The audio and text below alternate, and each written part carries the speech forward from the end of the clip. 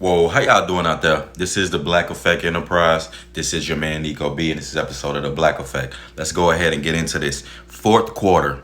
It's fourth quarter right now. It's fourth quarter. This is the end of an age. I'm really saying this, not saying this just because I'm just talking. This is from a biblical perspective. Anybody who has discernment from and an open eye can see the things. And I've lived through a couple of I've seen the times change with my own eyes. I've lived through a couple of eras. Since I'm in my mid-30s, I've seen things, different generations, people grow up. So I've been around old enough to see people become adults. You understand? So I see it's the change and shift in society. I've even seen that. I've had enough wisdom to be able to counsel and talk with the elders to know the things that how their times were. So now you can see leading that gets us to now. This is the fourth quarter for everything. It's the race relations are at its all time or at its boiling point. It's either reparations are going to be given to black people, or you're either gonna just tell them that, screw you, all that stuff we did to you. We know it happened, but we know we were wrong, but we're not gonna, as a collective and as a country, we're not gonna make that up to you. So in turn, all that stuff that anyone says about black people, talking about, oh, you ain't here, you ain't up at this point, just miss me with all that. That falls on deaf ears at this point. You understand? It's fourth quarter for a lot of businesses that you see to be able to operate like how they've been operating. A lot of these fast food companies, a lot of these places that's been these companies that's been poisoning people, lawsuits are coming right now.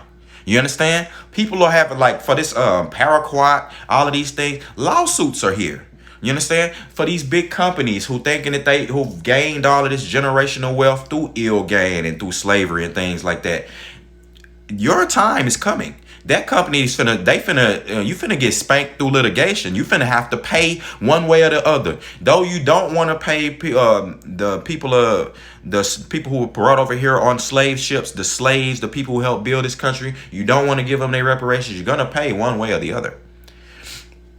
It's fourth quarter for a lot of these, for the facade of relationships, the facade of women being looked at as this dainty, this helpless creature that needs protection is ending. It's going to get to the point now where, young black men have already just turned the corner. They've turned it. They've turned the corner, though, and it's not a good thing. It's just a cause. I'm gonna do a whole video on that. It's just a cause and effect. They're just reacting to what they see. They're reacting to the Cynthia G mindset. But the time is coming for all of that stuff to end. Like, even Cynthia G is trying to turn a corner and change and turn her content to get off of the controversy and the rhetoric, the nonsense, because that's not gonna stand on YouTube for much longer. You're not gonna be able to just be online spewing incendiary things about blanket statements about groups of people. You're not gonna be able to do that. Especially this group when it's untrue and unfounded. Like, you're just spitting untrue lies. And a lot of black women do that, or talk about the man that they've been with. You don't know every black man. Same way I don't know every white person to say that they're a racist. Like, that's retarded. But you'll blanket state, like, you'll basically will demonize the black man, and then in turn while pedestalizing the white man, but you don't like white women. See, the time for that nonsense rhetoric is over. See, black men came online to try to school they women. Who else was gonna do it? The women don't correct each other. So the black men got online to school, to teach, and to do what they were supposed to do. But when the righteous brothers get to talking and get online, it's like the Crypt, it's like shining a light on vampires, and don't nobody want to, even the righteous women, they don't want to get behind that, you know what I'm saying? Because they too busy. They want to fit in with everybody. You understand? Ringo brought this to the truth, man. So we already know that. And I can't even call, but you have pockets of righteous, of real righteous women, of true women of God who are still out there, and God not gonna put them with no, God not gonna put them with no devilish brother, and God not gonna put no righteous man with no wicked woman. So it's time for you to start using better discernment on the mates you pick as a man. And it's time for you to have better discipline on yourself, man, on your body. It's the time of that is over for you just to be throwing the D around to everybody, bro, because you can see where the problems that's where a lot of your problems stem from.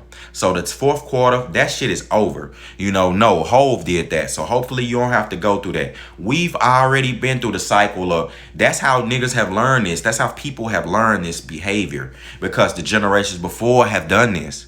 And now the other generation just pick it up and then take it further. But see, this generation is left with the scraps of shit.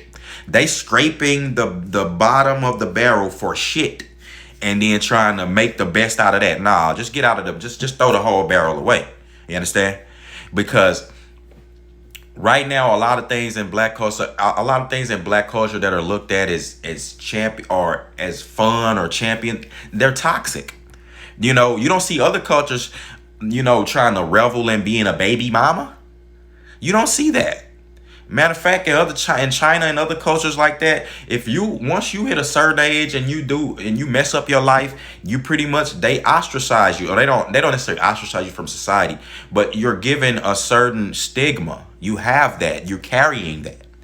See, we want to just do a lot of things with no consequences over here, with no accountability over here. And that's due to this feminist ran society.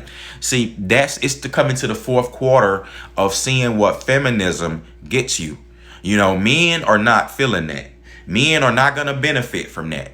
You understand? Men don't benefit from feminism.